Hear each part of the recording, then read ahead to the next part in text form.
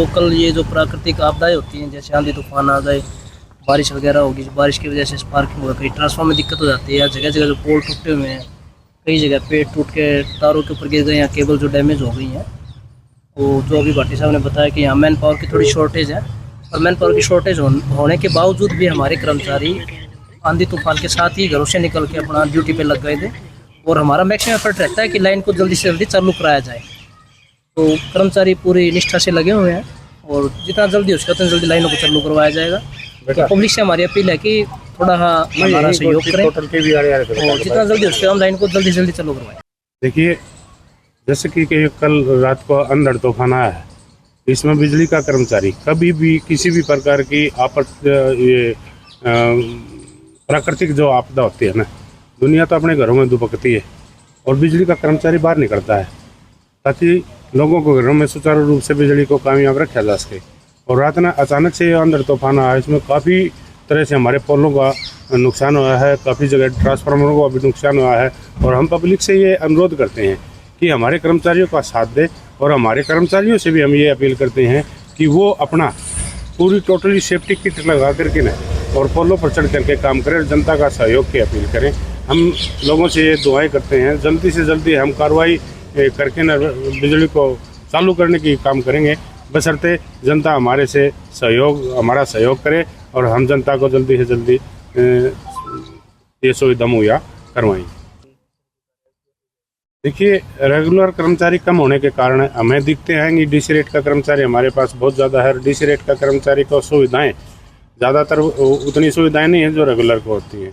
और हमारे जो कर्मचारी जो पोलों पर चढ़ने का था, लाइनमैन और असिस्टेंट लाइनमैन, वो हमारे पास बहुत कम होने के नाते हमने ज़्यादा थोड़ा सा जल्दी से तो करेंगे, लेकिन दिखते आएंगे डीसी रेट के ऊपर जो HKRN के अंदर लगे हुए हैं, उन साथियों पर ज़्यादा मुसीबतें आएंगे। लेकिन हमारे पास हैं लोडर वगैरह हैं, ऊपर ये क्या बोलते हैं लिफ्टर वगैरह हैं। हम कोशिश करेंगे जल्दी से जल्दी इसको दुरुस्त कराने की।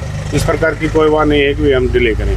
मेरा नाम रविंदर है और मुझे दिल्ली जाना था, तो मैं जैसे सुबह लगभग तकरीबन मैं 5:15 बजे भिवानी सिटी स्टेशन पे गया हूँ, क्योंकि ट्रेन वहीं से चलती है दिल्ली के लिए।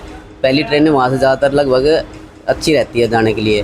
पहले तो भिवानी जंक्शन थी, अब हमें वहाँ भिवानी सिटी भागना पड़ता है। अब सिटी पे मैं जैसे गया हूँ 5:15 बजे लगभग, तो मैंने उनसे टिकट मांगी दिल्ली की, जो टिकट वाले से। तो उन्होंने कहा भाई सर आपकी ट्रेनें हैं लेट। मैंने उनसे पूछा क्या रीज़न है, तो वो बोला भाई कुछ इलेक्ट्रिक फॉल्ट हो गया है, और वायर वगैरह भी कह रहे हैं कुछ दिक्कत आई हुई है। तो रात को कह रहे हैं आंधी तूफान है, उसमें ये दिक्कत परेशानी हो गई है। तो फिर मेरे मन में आया, मैं चलो भाई ठीक है कोई बात नहीं। फिर वो बोले सर आप एक बार पता करना, भिवानी जंक्शन से एक रेवाड़ी की तरफ से भी दिल्ली के लिए जाती है। तो मैं फिर अब थोड़ी देर पहले लगभग 8 बजे आया हूँ, तो मैंने यहाँ भिवानी जंक्शन में पता किया कि मुझे दिल्ली जाना है और टिकट दे दो। तो बोले सर दिल्ली जाने के लिए ट्रेन, तो फिर वही बात कह दी लेट है।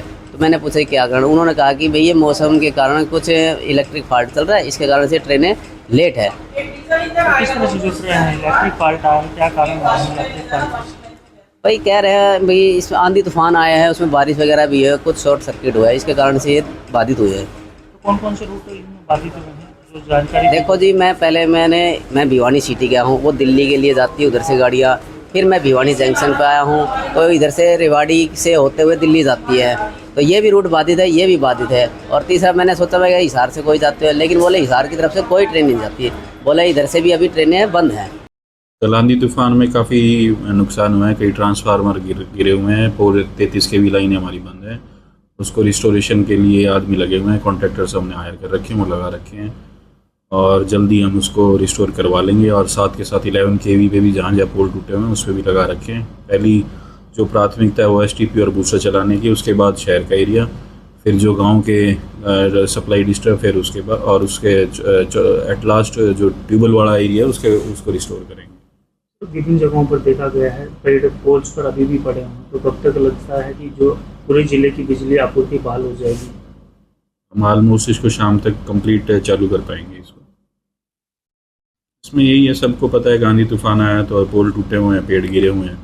तो अपना जो कंप्लेंट सेंटर के नंबर हैं 33 नंबर और 35 नंबर 98-120 63-033 और 98-120 33-035 और 19-12 टोल फ्री नंबर है, उस पर अपनी कंप्लेंट रजिस्टर कराएं। ताकि जो जेई वगैरह हैं वो अपना काम कर सकें और एसटीओ उस पर अपना साइट पे जाके चेक करवा के उन्हें काम करवा